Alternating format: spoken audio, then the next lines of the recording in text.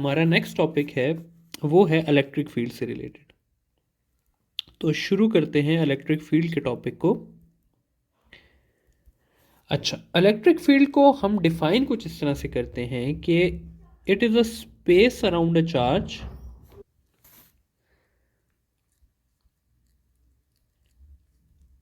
in which if other charge is brought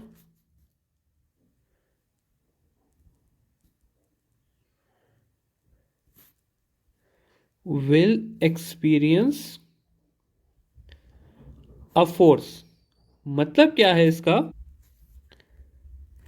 इसका ये मतलब है, फॉर एग्जाम्पल मैं ऐसे कहता हूं कि मेरे पास एक बड़ा चार्ज है, ठीक है, पॉजिटिव एक चार्ज में ले लेता हूं। तो इसके इर्द गिर्द लाजमी एक ऐसा एरिया होगा स्टूडेंट्स कि अगर आप इस एरिया में कोई और चार्ज लाएं, लेट्स से अगर मैं इसके एरिया में पॉजिटिव चार्ज लाऊं तो ये पॉजिटिव चार्ज रिपेल होगा। इसी के मुकाबले में अगर मैं एक नेगेटिव चार्ज लाऊं तो वो नेगेटिव चार्ज जो है वो अट्रैक्ट होगा। तो कहने का मतलब ये है कि ये जो एरिया है इसके इर्द गिर्द जिसमें अगर मैं कोई और चार्ज लाऊं और उस पर फोर्स लगे तो इसको कहा जाता है इलेक्ट्रिक फील्ड।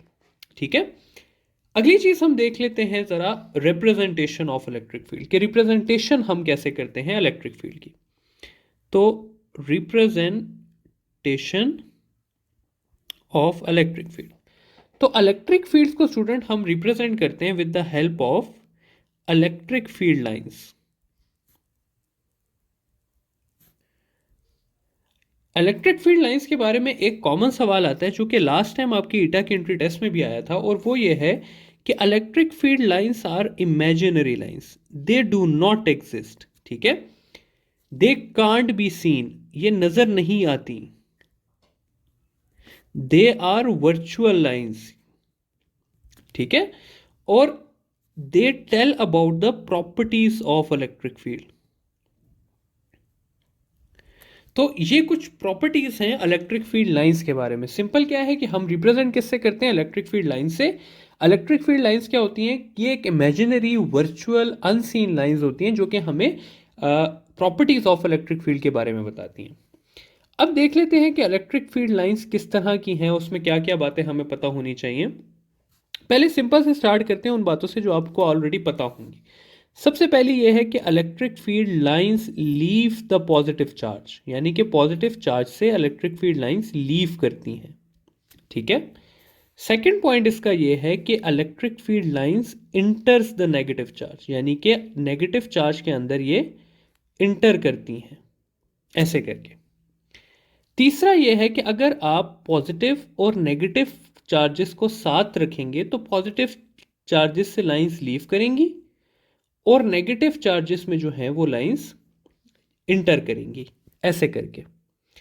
अगला पॉइंट इसका ये है कि अगर ये आपके पास चार्ज की सरफेस है, ठीक है, तो लाइन हमेशा परपेंडिकुलरली लीव करेगी। यहां पर भी उसका एंगल 90 डिग्री होगा, यहां पर भी। इसी तरह अगर यहां से लीव कर रही है तो यहां से भी वो 90 डिग्री पे लीव करेगी। यानी कहने का मतलब यह है कि लाइन हमेशा 90 डिग्री पे लीव करेगी और 90 डिग्री पे ही इंटर करेगी चार्ज में, और किसी एंगल पे ना लीव करेगी ना इंटर करेगी। तो ये वो सिंपल प्रॉपर्टीज हैं जो कि हमें पता है कि इस तरह से होता है। अब थोड़ा सा आगे जाते हैं इलेक्ट्रिक फील्ड लाइंस के ऊपर और इसकी वो वाली चीजें पढ़ते हैं जो कि एंट्री टेस्ट के लिए इंपॉर्टेंट है।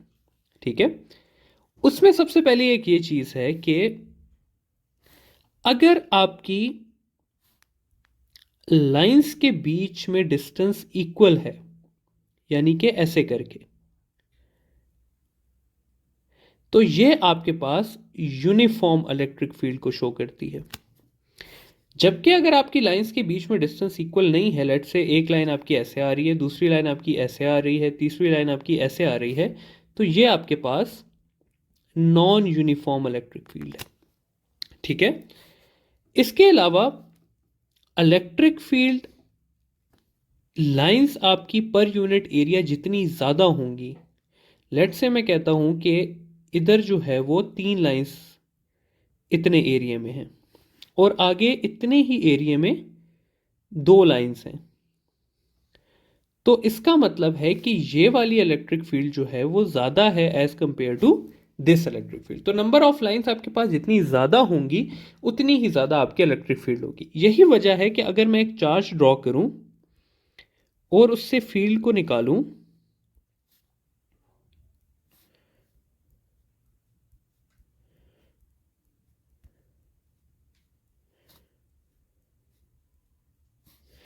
तो अगर मैं यहां पर एरिया लूं तो इतनी बहुत ज़्यादा इलेक्ट्रिक फील्ड लाइंस आएंगी, और अगर यही मैं इधर ले जाऊं तो सिर्फ दो आएंगी।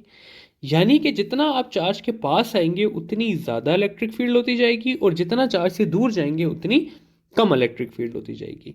तो ये कुछ हमें प्रॉपर्टीज पता होनी चाहिए कि इलेक्ट्रिक फील्ड किस तरह से होती है। ठीक है, अच्छा, अब ज़रा सा और आगे की तरफ जाते हैं। इलेक्ट्रिक फील्ड लाइंस की ही बात हो रही है, तो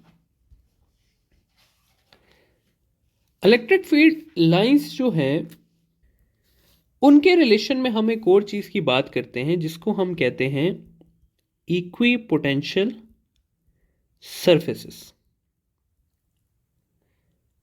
ठीक है, इक्वी पोटेंशियल वो सरफेसेस होती हैं जिन सरफेसेस का पोटेंशियल इक्वल होता है। आगे चल के हम पढ़ लेंगे, लेकिन आप लोगों ने ये बात याद रखनी है कि पोटेंशियल इक्वल होने वाली सरफेसेस को हम कहते हैं इक्वी पोटेंशियल सरफेसेस। और ये वो पॉइंट्स होते हैं जिन पे आपकी इलेक्ट्रिक फील्ड की वैल्यू जो है वो क्या होती है, सेम होती है। ठीक है, तो अगर मैं एक पॉजिटिव चार्ज बनाऊं और मैं कहूं कि इस पॉजिटिव चार्ज के इर्द गिर्द इक्वी पोटेंशियल सरफेसेस की शेप क्या होगी,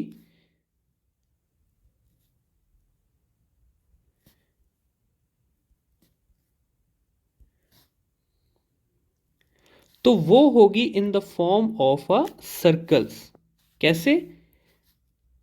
अगर मैं ये वाले सारे पॉइंट्स ले लूं इलेक्ट्रिक फील्ड के, तो देखें इस पॉइंट पे, इस पॉइंट पे, इस पॉइंट पे, इस पॉइंट पे और इस पॉइंट पे इलेक्ट्रिक फील्ड सेम है। तो ये जो सर्कल बना ना, ये आपके पास क्या है, इक्वी पोटेंशियल सरफेस है आपकी। इसी तरह अगर ये एक नेगेटिव चार्ज भी हो तो एक और सर्कल आप बाहर ले लें, तो ये जो सर्कल है देखें, इसके भी हर एक पॉइंट, चाहे ये वाला हो, ये वाला हो, ये वाला हो, कोई भी आप पॉइंट ले लें, उन तमाम पॉइंट्स का इलेक्ट्रिक फील्ड इक्वल है, इसलिए इसको भी हम क्या कहेंगे, इक्वी पोटेंशियल सरफेस कहेंगे। सिंपल। अगर मेरे पास जो है वो फील्ड स्ट्रेट जा रही है ऐसे करके,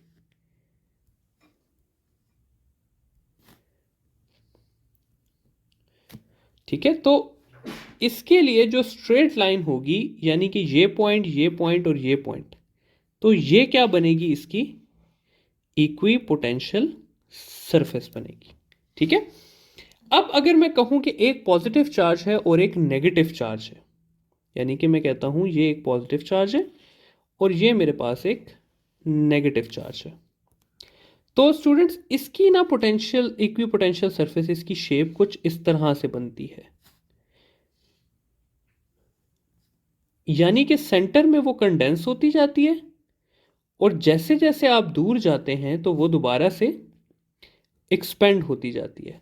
तो ये इस तरह की शेप बनती है equi potential surfaces between two oppositely charge charges. ठीक है, तो ये कुछ चीज़ें हैं जो आपको पता होनी चाहिए कि भाई इलेक्ट्रिक फील्ड क्या होती है, इलेक्ट्रिक फील्ड की प्रॉपर्टीज़ क्या हैं, और इक्वी पोटेंशियल सरफेसेस को आप कैसे फाइंड करते हैं इलेक्ट्रिक फील्ड लाइंस में। अब जो है वो हम इलेक्ट्रिक फील्ड स्ट्रेंथ का टॉपिक पढ़ते हैं, जिसमें हम पढ़ेंगे कि इलेक्ट्रिक फील्ड को हम क्वांटिटेटिवली कैसे फाइंड कर सकते हैं। ये तो हमने उसकी क्वालिटेटिवली देखा ना, हमने कोई इक्वेशन नहीं पढ़ी, हमने कोई यूनिट्स नहीं पढ़े। तो नेक्स्ट जो चीज़ है वो हमारा है quantitative analysis of electric field.